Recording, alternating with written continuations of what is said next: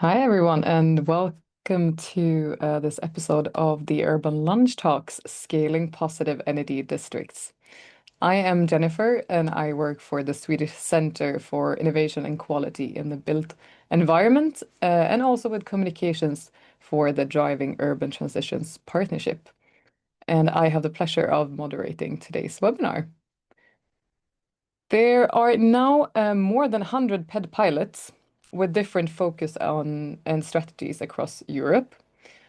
They have demonstrated strong technical viability and growing business potential, but scaling them into mainstream urban practice remains a challenge. So, how do we move from these pilots to large-scale implementation? Today, we will focus our discussion on the challenges and opportunities of scaling PEDs and the roles and responsibilities of the actors involved. We'll also explore the balance between top-down strategies and bottom-up engagement, and finally discuss the next steps for mainstreaming PEDs. And I am joined today by a panel of experts who will share their diverse experiences from working with PEDs. Ceyda Berk-Söderblom, Frans Verspeek, and Rolf Bastiansen. A warm welcome to all of you. But before we begin and you have a chance to introduce yourself a bit further, I would also like to mention that this webinar is being recorded and we will later publish it on the DUT YouTube channel. I would also like to encourage you to share your thoughts, comments, and also ask our speakers questions throughout the webinar. We will devote some time towards the end of the webinar to answer to your questions. But with that, let's get started. And I would like to introduce our first speaker for today, Ceyda Berk-Söderblom, who is working for the organization Trans-Europe Pulse and is coordinating the DUT-funded Co-PED project. Could you tell us a bit more about your background and the project you're working in? Thank you, Jennifer, and good afternoon, everyone. My name is Ceyda Berk-Söderblom, and I'm a senior project manager and researcher at Trans-Europe Pulse. I also coordinate the Co-PED project, which stands for Community-Based Cultural and Social Centers as Incubators for Positive Energy Districts. Before I dive into Co-PED, let me give you a quick introduction to Trans-Europe Pulse. We are a network of 180 independent civil society-led cultural organizations across more than 40 countries, and our members operate in repurposed buildings. So think about old factories, farms, military sites, and schools, abandoned structures that have been turned into cultural anchors with strong community engagement.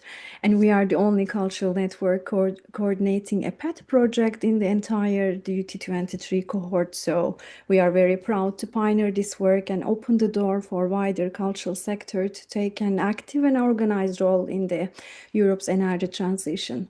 So this long history of adaptive reuse and community-driven transformation is exactly what we are now bringing into energy transition conversation, because cultural centers offer a vital chance to rethink energy use, understand neighborhood dynamics, and can mobilize people. And this is exactly where Co-PED project comes in. And our projects builds on a simple idea. Trusted civic spaces are absolutely essential for fair and inclusive transition. Very briefly, Co-PED brings together 26 partners from 8 countries, including municipalities, research organizations, energy companies, and of course, cultural centers. And at the core, we have 8 urban living labs in France, Italy, Sweden, Austria, Hungary, and Netherlands. And each ULL, of course, explores cultural-led energy solutions as a real-life test beds where we experiment, co-create, and learn directly with communities. And our ultimate goal is a shift in the mindset. The cultural actors are not just beneficiaries of the energy transition, but also organizers and co-producers of it. And you can find more detail on our work at our website, coped.eu. Thank you. Thank you, Ceyda, and it will be interesting to hear more about the community perspective of PEDs later on. But next we have Frans Verspeek, who is coordinating another PED project outside of DUT that's called ATELIER. Frans, can you introduce a bit yourself a bit more? Yes, good afternoon. Frans Verspeek. I'm based in the Netherlands. Background is technology and environmental sciences, but working in the last 15 years mainly in managing complex international projects. And that's the reason that at the moment I'm managing the project Atelier. Atelier is an Horizon Europe finance project running now for almost 6 years. We are in the final stage. The project is based in 8 countries with our biggest pilots in Amsterdam and in Bilbao. And later during the lunch talk, I will go into some details. For the last 5 years, I was on the payroll of the city of Amsterdam, always the, let's say, organization-wide the project coordinator, but for different reasons, the last year I'm doing this as a freelance job till the end of the project that is planned to finalize mid of next year, April, June. I'll leave it there. You can see the link of Atelier in the chat. And during the talk, I will highlight some of the, let's say, the lessons we have gathered and how I see those lessons into recommendations and if it can be scaled, yes or no. Thank you, Frans. And finally, Rolf Bastiansen, you are from Bax Innovation and you work with various actors on innovation and large-scale investment projects in both building energy efficiency and smart energy systems. Can you share a bit more about your background? Yes, exactly. Thank you, Jennifer. And I do want to comment on the impressive number of super positive messages I see in the chat. I think 30 people shared their locations. And I've literally seen not a single city being repeated. And I've seen probably 20 countries pass by as well. It was really cool. So thank you, audience, to join. My name is Rolf Bastiaansen. I'm a partner at Bax Innovation. We are a European innovation consultancy of 80 people. And we help new ideas to be prototyped and to be scaled. And those new ideas could be technology innovations, they could be policy innovations, they could be social innovations. So we work a lot in the city environment. So we work with technology providers to come up with the first new iteration of energy management systems. We work with cities to help design large energy investment plans. We work with European policymakers and regulators to test basically what the potential impacts of new regulations could be on markets. And with the DUT program, I'm very happy that I'm able to support the DUT team and Christoph Goldner as pathway leads on designing the innovation program for the coming years. So my background is very much on, let's say that we have this oversight over 100 PEDs that are currently being developed across Europe. I myself am also involved in managing a few PEDs demonstrator projects in Tartu, Estonia, in Pamplona, Spain, in Belgium, and Ghent. So a very broad view. And I personally take a business and economics view to scaling. And that's maybe also the contribution I have to this session. Two messages maybe, or one message to share of what I hope that I can bring across is that PEDs are really ready for scaling. And scaling doesn't mean to go from 100 PEDs to 1,000. I think the framework for PEDs is ready to have 100,000 to a million PEDs within a year, 5 to 10. And my question to the panelists and to the audience is, how do we make that work? I think it's possible. And I would hope that we get some sort of cool ideas, but also some consensus on what is the innovation that will matter most in the world of PEDs. Thank you, Rolf. And yeah, that's a big ambition there, going from 100 to 100,000. But that also leads me into our first, topic of discussion for today, that PEDs right now is seen as mostly, I would say, a research and development topic. It's driven by research institution, pilot projects. But for this real impact and for scaling, they need to become a standard part of urban planning in some way. So my first question is, in your perspective, what is needed to move PEDs from being primarily a research and development topic? And also an add-on question to that, do we need the PED concept in itself to be formally recognized in some way? Or would it be enough to integrate the principles into some existing planning frameworks? Rolf, maybe you can start off answering that not so small question, perhaps. No, it's a big one, but super relevant, of course. I think the first part of your introduction was about the value proposition of a PED, of a positive energy district in Europe for citizens or companies or for cities. And I think the PED movement, so to say, in Europe is still trying to figure out and to pinpoint what that value proposition is. And of course, the background is very much in technology innovation, social innovation. But I think we're starting to see that PEDs definitely have the potential to be green. But that's really important, but not different from, let's say, offshore wind parks. Most energy we consume at least in Western Europe, is green already. So there's nothing new there.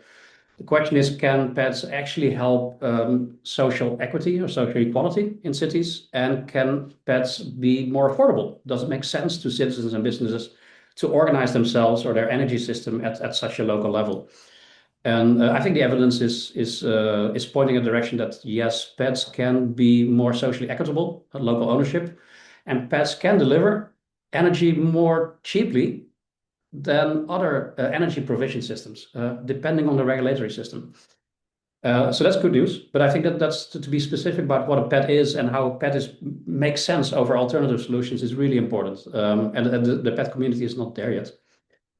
On the topic of standardization, I've been part of the research team that helped quantify the economic impact of energy labels in buildings, EPCs, for building valuers about 10 years ago. And 10 years ago, you couldn't yet define a value of an energy label A building versus an energy label D building. But now you can see that, let's say, professional investors, banks, owners of office buildings, or social investors in social housing, they do care. And there's more value in having a high EPC building than a low EPC building. And I think that standardization value can be created for PEDs as well, where people know what the concept is.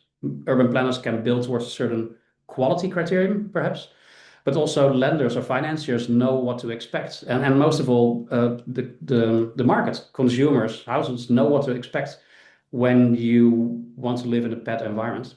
So yes, I do think it's important because it helps to clarify and simplify the world of PEDs. All right, interesting perspectives. So, Ceyda, I saw you raised your hand. Do you agree, or what is your opinion on this? Thank you very much. Actually, I would like to comment on what Rolf said from a bit our specific angle, because when we talk about positive energy districts, so basically we are talking about neighbors, and we would like to really see a broader definition of a PED that is also socially rooted. That's why we would like to also add a social layer on this work, because there is a very strong, ready social and cultural infrastructure, which is enabled by social and cultural centers. These are the places where people actually meet, organize, and decide together how energy is produced, used, and governed. So our aim with Co-PED is also really utilize this existing trust and capacity, because in any transition, including energy transition, if community doesn't understand the topic well, if they don't trust the conditions, and if they don't see that they will benefit from it, all transition might stay on a technical demo level. So we would like to really change this, bring a strong on the top of technical performance and climate impact ambition, a strong social justice and community participation layer. Thank you, Ceyda. And you're saying you want to add this. So, in my understanding, then it's not enough what is there already today in the PED definition about delivering energy affordability and community. There needs to be a bit more. Frans, what do you think? Yeah, it's always interesting to agree to disagree. So I'm always getting a little bit nervous about when we talk about definitions and standardization. And I think it's exactly what you said, Pat. It's a little bit coming from the research perspective, and it's coming from donors that make a definition because otherwise you cannot phrase a call. But in reality, all PEDs are different. And if you make a definition, either you exclude examples, or I know a lot of PEDs that virtual are a PED because they bring something in to be a PED. The energy is not inside the exact district, but then it's a PED if you have a wind park, let's say in a close vicinity. But you also have districts where not all buildings are involved in the PED. So I don't see so much added value to have the discussion to what is exactly a PED and what's not a PED. I fully understand what Rolf said about with EPC, when you have a building, also with finances that want to know, is the building EPC at a certain level? Yes. But if I look at a district, a neighborhood with hundreds of buildings, I'm really curious if a financer is interested, yes or no, if to know if that district is 100% a PED. And the interesting question always is, in the last couple of years, I always see some people say every district can be a PED. I'm totally against that. I don't think every district can be a PED. Otherwise, it doesn't make any sense. If everybody can be a PED, then it doesn't make any sense. We have PEDs because other districts cannot be positive, and then we help each other. But for me, a PED is a combination of a lot of building blocks. And the building blocks, depending on the context, at the end, create a PED. But if it's essential to have that label on it, I'm really doubtful if we should work towards that. Because perhaps then, certainly, where I understand what Ceyda said, then if you also want to have the social component in it, it's becoming really complex. Interesting perspective. Maybe I can hand the question back to you, Ceyda, for getting the people on board and the community. Do you think it benefits to have this as a concept to be able to explain what PEDs are? I mean, we see this also in other parts of the DT program where we have a very prominent concept of the 50-minute city, for example, and I guess it's also both positive and negative things with having that very strong concept. But does it, in your opinion, help to have PEDs as a concept, or is it easier to talk about it in other terms with the community? Of course, what I could say based on the work that we have been doing started beginning of this year, and we have very unique and very different local contexts with our 8 ULLs. And I have to say that each case is very different because it depends on the local and national registrations and regulations, and it also depends on how communities and people living around those districts and neighborhoods are engaged with energy transition discussions, because sometimes these topics remain a little bit out of daily concern. And also it very much depends on under which conditions that you are consume your energy, because in different countries, for instance, in Sweden, there is this warm rent. So when you have your flat rent, it's actually the heating is included. So it's very different than any other consumer being in a household that they have to take care of their heating and other energy-related consumption. So in that sense, I would like to look at the issue from a bit broader sense, because when we pick up the transition and transformation, I believe it's very important to have a space that everybody understands what we are talking about and what is the topic and why this topic in that specific context is important.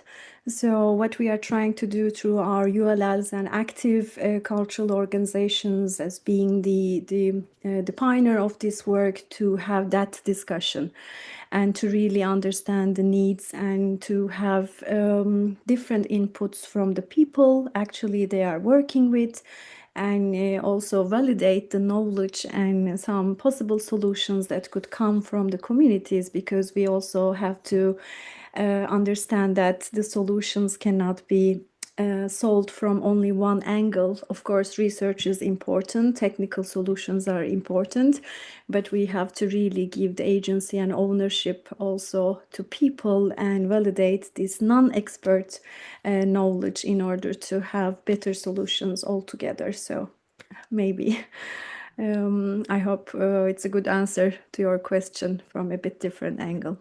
Yeah, definitely. Maybe we can switch the focus now to back to the scaling aspect a little bit. But before doing so, I would like to turn to the audience. Maybe you can share in the chat if you're currently working with PEDs in some way yourself. It will be interesting to hear. We've seen now what cities you're based in, and it was very all over the place. So that's very nice to see. But are you working with PEDs concretely in some way? So please share in the chat. And also, if you already now start having questions, feel free to put them in there as well. But back to the speakers now. In your opinion, what do you think are the main challenges right now in scaling PEDs and getting from that 100 to 100,000? Frans, maybe I can start giving the word to you. What do you think are the main challenges? Yes, to start, what I don't see as a challenge is technology. And that's quite important, because if I look at a lot of the PEDs and the PED pilots, quite everybody's focused on the technology, but the technology is not a challenge. There is technology. If there would not be technology, then we cannot talk about scalability. But there is market available technology. Of course, you can improve it, and there still is innovation, but that is not the biggest issue.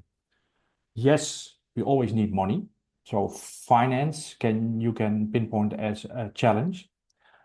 But if I take my own project Atelier, let's say without the subsidy that we get from Horizon Europe, that's 20 million euros, the same project would have taken place, because the building will be built for the people.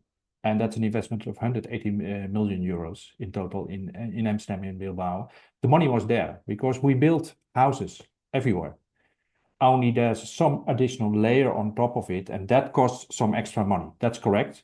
But that is less high amount than saying we need 100 million. The 100 million is coming normally from the market. What I more see as challenges is, one, partly it's legal. Still, not everything is possible. And in Amsterdam, we work on an exemption rule.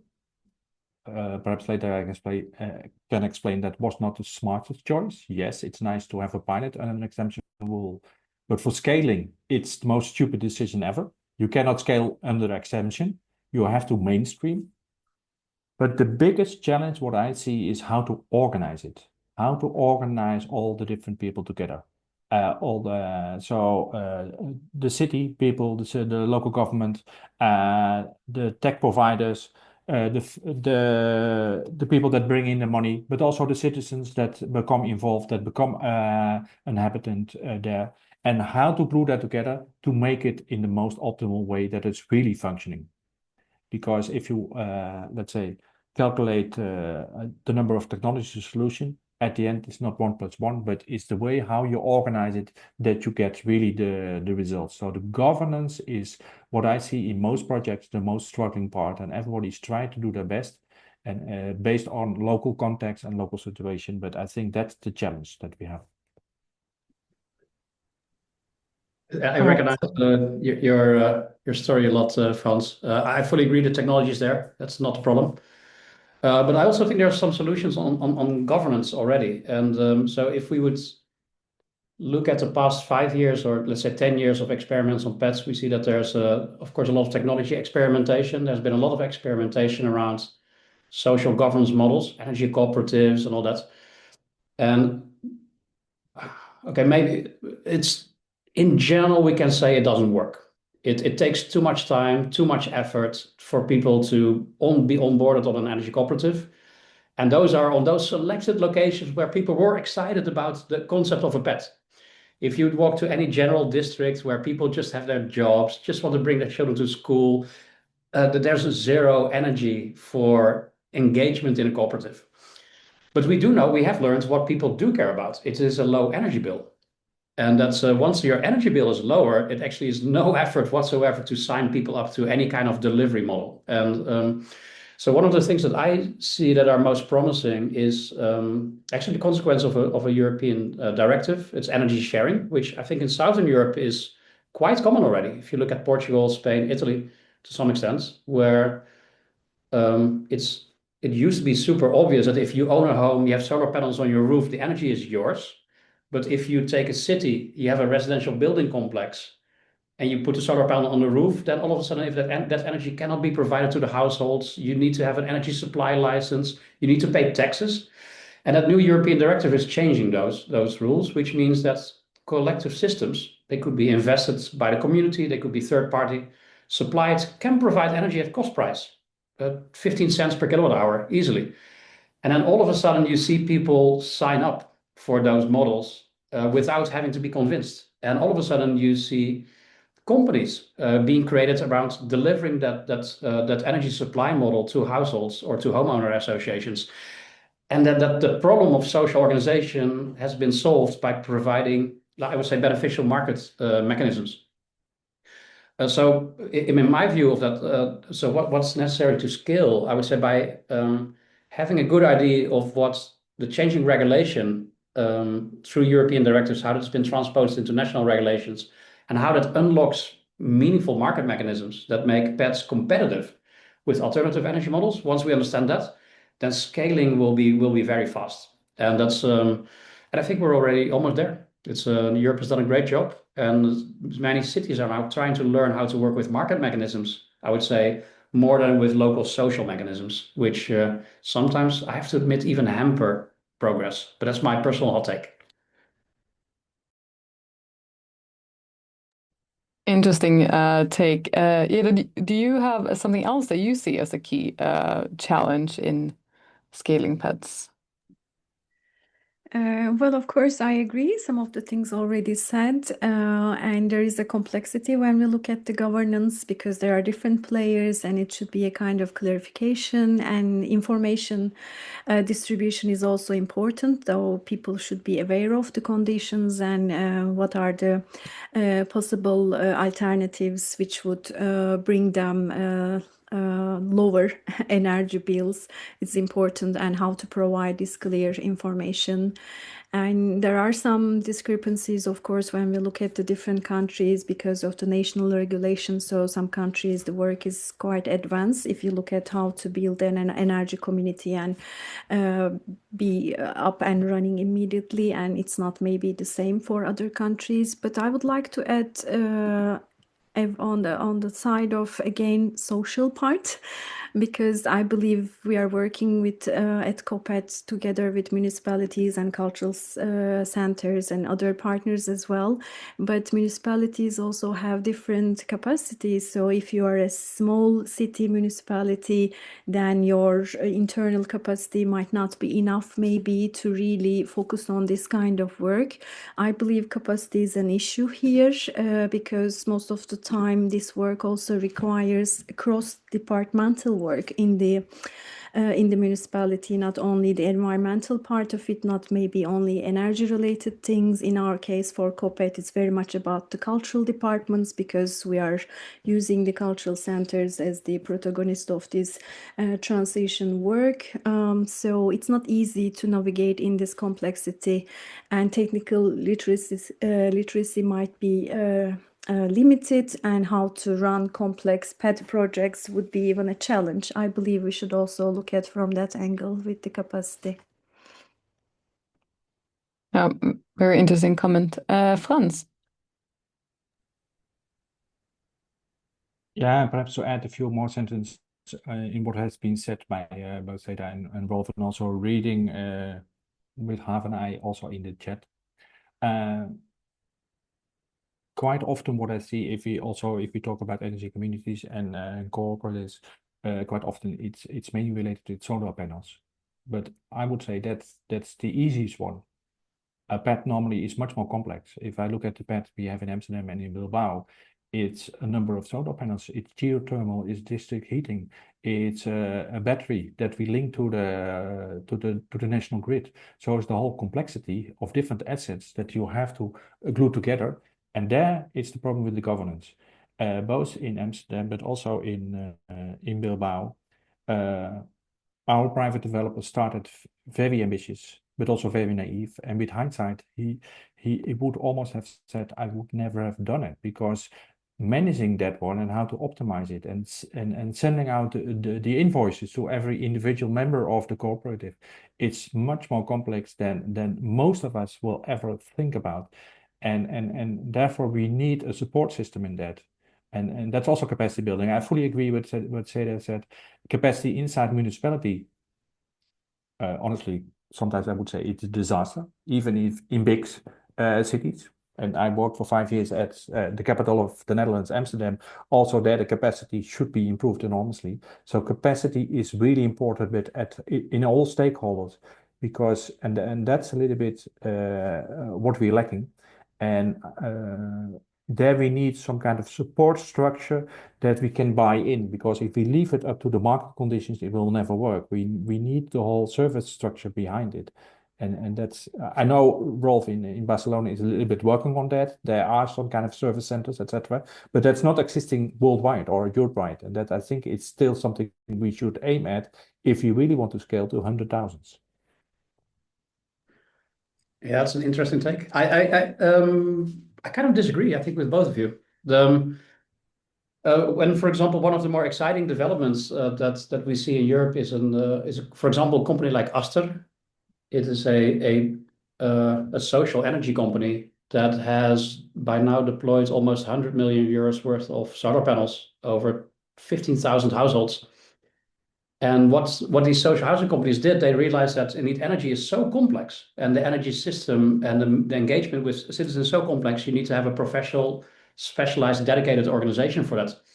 And actually the conclusion was cities are not going to be that specialized, dedicated organization either. They probably have the right intention, but they will never be as sharp and as efficient as the private sector would be, given, of course, that you give the private sector the right incentives. So where I see that there's let's say an issue still to be figured out is, what is the role of local authorities, what's the role of municipalities, and what is the role that can best be taken up by specialists. And when we advise cities like Ghent or Antwerp or Malmö, Bremen about their local energy action strategy, I think one of the changes that we see happening is that cities increasingly understand that they need to orchestrate the energy transition. It's hundreds of millions of investment per city, but you do need to find a way to work together with the private sector to actually get stuff done. Let's say publicly initiated projects, they're very helpful to showcase new innovations, but they're typically really bad for scaling, because it's always very tailored, it's very adapted.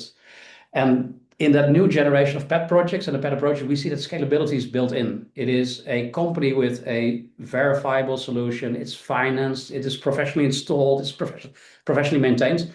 Those companies now deliver tens of thousands of solutions already today, versus let's say the original style of PEDs that were very much one-off, community-based. And I can really encourage the cities, and I see some of the comments here in the chat as well, of these cities trying to figure out, hey, what is our role? How can we make sure that we generate more renewable energy?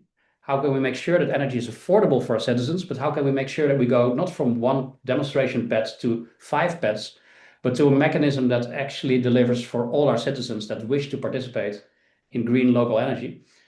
And then you get into public-private collaboration. Yeah, interesting. Maybe somebody wants to comment back on that. But before doing so, Rolf, we also had a question. You referred to a EU directive, which I think was on energy sharing, right? Somebody asked that. So the energy sharing directive. Just to comment on that before we lose it in the chat. Yeah, also, speaking of the chat, if you find in your work working with PEDs, any other challenges that are there for scaling, please comment as well. What do you think are the main challenges right now in scaling PEDs, and see if you agree or disagree with our speakers. But you already mentioned some opportunities and also reflect from the projects that you are in now, but I would like to make it a little bit more tangible and ask if you can share a concrete example from your project. So, for example, the Co-PED project has been going on now for a year, I think, in the DUT program. Are there any learnings already or any parts that could be replicated elsewhere?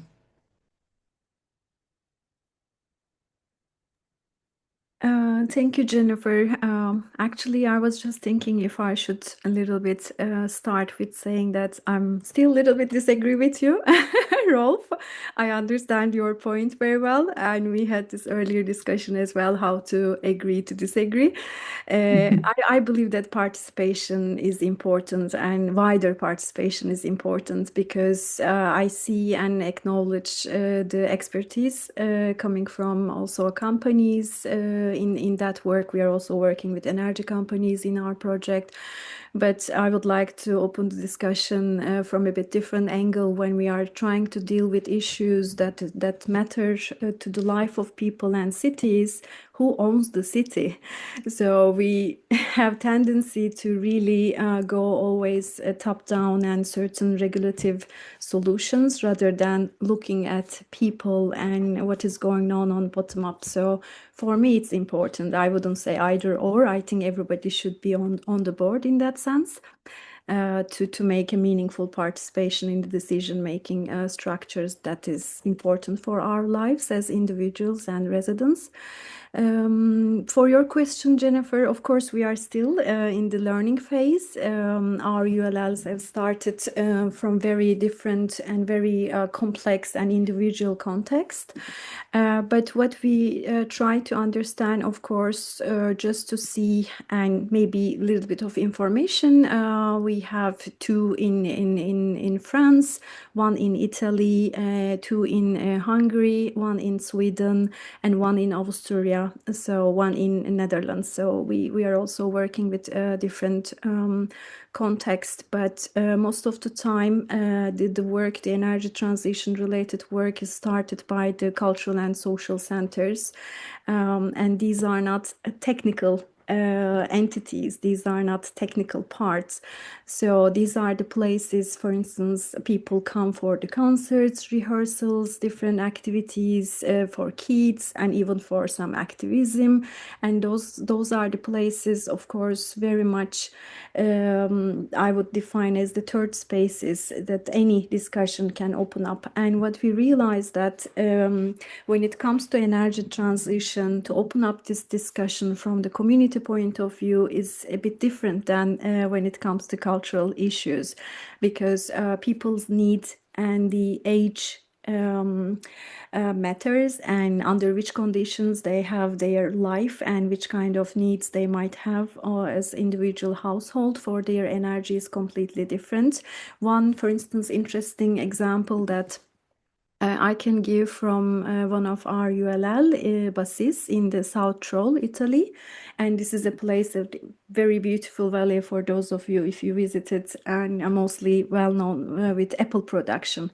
And there is a very long history of being a part of cooperative as the apple producers. For instance, for this ULL and for our partner and our member, it was very easy to open up this energy community and cooperative related discussion because they were building on a long history of how to work in a cooperative.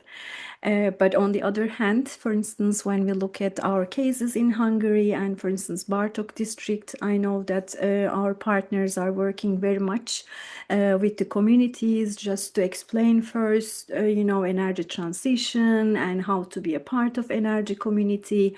And what are the things needed, and they use very much creative methods, some organizing small-scale festivals and gathering the community together and have a kind of open, a very nice discussion. I would say, based on all these examples, it's very important to reach out. And in the South Rotterdam, also the collective and our ULL is basically literally knocking the doors, reaching out individual people in that region. So the most important learning for us, how to really diversify our ways in reaching out people and to create tailored value proposition for them, why engaging in that kind of transition work matters. And then in order to keep them on board, to really find very innovative ways to continue this communication. because when people are engaged, when people feel that this is a matter important for them, I think the rest of the work becomes more easier. Maybe I can bring from this social and community engagement side as an example. Thank you for sharing that. And yes, you mentioned in the beginning the project has only been going on for 1 year, but I'm sure there's a lot more learnings to come from that. Frans, the ATELIER project has been running for many, many years, and I'm sure you have interesting things to share. And maybe you can also mention, I know that there is an e-learning platform as well. Maybe that our listeners would be interesting to hear about that as well. But first, maybe the learnings from your project, and specifically if you can focus on any parts that can be replicated. Yeah. Let me make a note of e-learning. I want to highlight two examples. One a little bit triggered by a message that I read in the chat from Stefan Meyer about heat. In our Bilbao pilot, we explicitly focus on heat. And there we test different type of business models. It's for Bilbao a big flagship project. They transform a complete island from a brownfield island into a urban area with residents, with service institutes. And there they constructed a district heating and cooling circular loop across the island. And then on different spots, they drill boreholes to get the geothermal heat from underground. But the ring is owned by the municipality, and the boreholes are sometimes owned by the private developer, sometimes owned by the constructor, and then via an escrow system try to get the profit out of it, because and they already see different models could fit, and the governance of all those different models, you have to glue them together with different owners. It's nowhere that everything is owned by one single organization, and that makes life not easy. And step by step, and especially the situation that we're testing in Bilbao, I think it's very interesting for certainly for Southern European countries, Spain, Portugal, Italy, Greece, about where also cooling is quite important, and the system try to find the good solutions there. A lesson, and I think something where we are now proud of in Amsterdam is not so much, I would say, it's the PEDs that we constructed, but the lessons we gained out of the PEDs that we brought to a higher level. We are extremely struggling with, to start earlier, in the Netherlands, one of the biggest issues is grid congestion. The grid is overloaded. So sometimes you don't get any connection at all. You have to wait for X amount of years before you get a connection.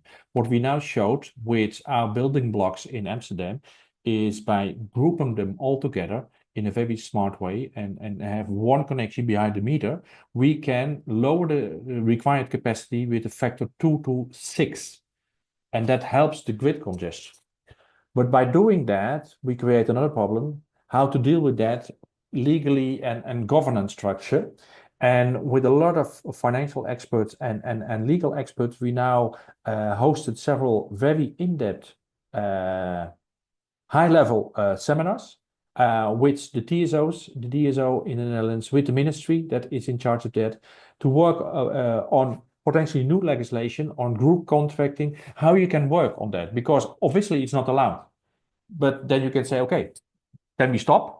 Or we can go on because we have an exemption for 20 years, but that doesn't help anybody. So we start a discussion that we find a new solution, that you design new group contracts with a group of people or group of companies, and especially the DSOs and TSO and the ministry is extremely eager to learn from that. And I sent a few links to Jennifer where you can see, unfortunately it's in Dutch, but you can translate it, where you see that they take it on board in their new policy plans. And that's, I think, what's quite crucial for scale. Because that's necessary. You can say, okay, we have a directive, and I know the directive at Wolf's quoted on energy sharing, but that doesn't mean that all countries immediately take it on board. So you have to tailor it to your local conditions. And last one, and then when we sign it again, I try to find it and send you another link. In Atelier, we also worked on an e-learning platform. We developed so-called MOOC, massive open online courses, where we made small videos on 30 different topics, what you can access to it, and then you can see in a very simple way explain how we try to do it, what you can learn from it. And initially it was meant for educational purpose for universities, but it can also be post university used. So I think that's the way how we try to scale it up and to broaden it. And that helps, especially what also Ceyda said, to improve the capacity and the capability of all involved people, because I think that will be the crux for everything. Is the capacity, the capability of people is too low. You can have nice strategies, but it will never work. So we have to work on a better playing field everywhere, inside municipalities, also inside the private sector, because also they are sometimes focused on one element, inside the citizen groups. So that's quite crucial. Thank you. Great learnings. And yeah, we shared the link to the PED learning platform in the chat, also the articles in Dutch. So if you know Dutch, good for you. Otherwise, I'm sure you can find a nice translation service to use for those. Our next topic for discussion were the actors and responsibilities involved in scaling PEDs. And I think you touched a lot about this already in our discussions. And there are various actors responsible for implementing PEDs, and I think you also mentioned or have some different opinions on if it should be more top-down or bottom-up. But how do you think these actors can collaborate most effectively to, support the development and scaling of PEDs? I think maybe as storytelling, I really love the example that Frans just gave of a local project of creating a PED in Amsterdam that's really I don't know your project too well, Frans, but I heard you run into some technical challenges as well regulatory challenges. But with the help of a city, Amsterdam, of course, a very powerful city within the Dutch context, you get on board with the regulators. The people actually need to change the rules of the game. And I do think that that's a sort of almost like a value chain that the DUT program has been creating, where there's this quite academic concept, and there's tons of cities across Europe that would love to experiment with it, and some focus a bit more on the social part, some focus on the technology part, some focus on the regulatory part, but it's those cities and those really engaged experts that actually have been involving over the past 2 or 3 years, the people who define the playing field for the energy market. If you're not allowed to share energy, then there is no energy district. If you're not allowed to, if you're taxed heavily, if you share energy from one building to the other, then no one will ever do it. And I think the big, I would say, advancements and the added value of the DUT program is to get dozens of these experiments, and actually some of these experiments, they really effectively get the rule makers at the table and show, if you want, or if we want a Europe where there's a lot of local renewables, and if we want a Europe where energy is affordable, then these are 3 or 4 rules that we need to change. But if we get that done, this is what the impact is. And I think that's they're the cities that form, I think, the core of the DUT program. Some of them actually show that they've stepped up their game and move out of their comfort zone by talking to regulators, by going to their national capitals, going to the ministry, and actually evidence-backed, provides highly detailed, well-argued new regulatory propositions. And so that's where I think the 2 key partners are. You have these specialists in cities, the people with capacity, but they use the power of large cities to almost like lobby on behalf of citizens towards regulators. Because in most countries, we see that energy markets have been designed by big energy companies, by the grid operators. Citizens are at the end of the spectrum, at the end of at the lower end of the list of people who influence. But now we see cities stepping up, and that's really cool. And that's where I think we'll see a lot more. So cities representing their citizens at national policymaker scale, and in the end, it's policymakers who decide what kind of energy market we want. If we want PEDs, make the rules in favor of PEDs. If you think that the energy market should be centralized for whatever reason, I don't think that's a good idea, well, don't change the regulation. So I'm really looking forward to see the results of Frans's work in a couple of years to see if there actually are new group contracts possible, if it actually is possible to exchange energy without paying VAT, or to, for example, change grid fees. Like if you share energy within a building or within a district, why should you pay as much as when you import energy from an offshore wind park and you take hundreds of kilometers of grid? There's a certain price for that. But if you exchange energy within a kilometer distance, maybe you should pay a lot less. But all of that is very technocratic. And that's what I think projects like Francis are really good at, showcasing that to regulators. Yeah, it was very interesting perspective to really get the regulation on board. And I know you mentioned earlier, Rolf, or I think Frans also, that we shouldn't wait for the regulations to change, though. We need to start now. Otherwise, we're not getting anywhere. But we're getting closer to the end of this webinar. And to try to summarize it up a little bit and talk about the next steps now, what do you think are the most important next steps to start moving from the PED pilots now? Yeah, what in your opinion would be the most important next steps? Okay, I think it's important to really think PEDs as a concept that needs to be scaled for those who currently pay the highest price for energy transition and benefit the least. And we should really consider also people in energy poverty, low income earning groups, young people, many different underrepresented groups, including migrants, and also cultural sector is very much suffering from that, because heating, cooling, and isolation it's a big issue and fundamental issue for many cultural organization operating in repurpose and build big buildings. I think it should start from there as a notion, and how to reach when it comes to what is best, top down or bottom up. I would say a healthy combination of both, because I don't see that one is better without other. It's very important to really create a co-creation process and community governance to also enable people and different actors to have a say in how energy is produced and governed.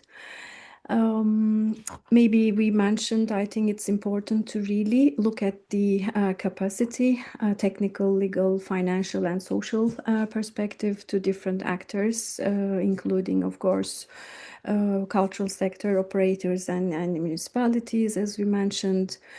And we need to really also look for the role and capacity of cultural and social infrastructure as the real and main actor in this energy transition, not only a kind of soft adds-on, not as an extra.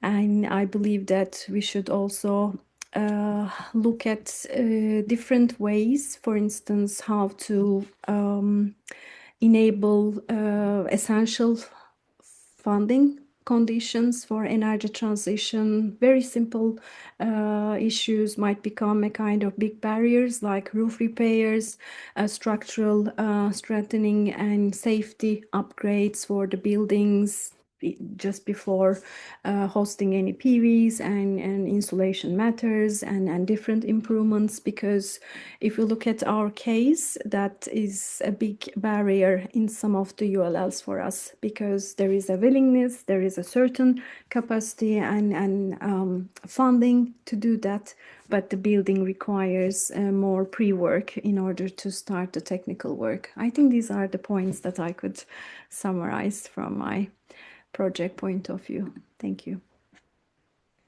Thank you. And to summarize it even more, we usually end the urban lunch talks with a do and a don't. So a very, very concise recommendation. And now I would like you to turn the perspective maybe to cities. They're not obviously the only actors involved in this, but if you could give one key recommendation to cities that are aiming to scale PEDs? What is one thing that they should definitely do and one thing that they should definitely not do? Anyone who would like to start? I would recommend cities to hire an economist or two. Now, what we recommend cities now, I'm an advisor to various cities, and we start to talk about a local energy economy. Most cities, they think in terms of sustainability, environmental sustainability, which is really an important goal. But very few cities, and those are the same people, the city council, actually do not even know how much their citizens and companies spend on energy. And what we find out is that if you're a city of 100,000 people or 100,000 households, the average household spends 2,000 euros a year on electricity alone. That means your city energy bill is 200 million euros a year. What if through collective action you could bring down that energy bill? And all of a sudden, the conversation changes from a cost-oriented, sustainability-driven program to a program that is beneficial directly to citizens and companies, that justifies investments and is green at the same time. So our recommendations to cities: look at the value you deliver, and through finding value, you'll find out that you can deliver environmental value as well. Thank you, Ralph, for those recommendations. What about you, Frans? What is your do and a don't recommendation for cities? What I would say in my preparation, I was reading through some of the recent DUT other conferences, and I noticed several of the messages that was said there were almost identical what I have in mind. But when we talk about scalability, do it. Start and use what is available. If otherwise you stay in the pilot phase. So if you want to do scalability, you should start and not continuously say, I have challenges, I have challenges. They will always be challenges. You have to work with what you have, and then step by step you have to exceed. And for that reason, also with scalability, don't work with assumption rules. A sandbox is piloting. If you want to scale, you have to mainstream. So work with the normal conditions and try what is available, and then step by step try to negotiate with the national government, etc. What is more available and what's more doable, but try to do it. And also, and that's perhaps a little bit, and I don't know how many cities are in the audience and how many research entities, but scaling means stop using subsidies. Work on market conditions.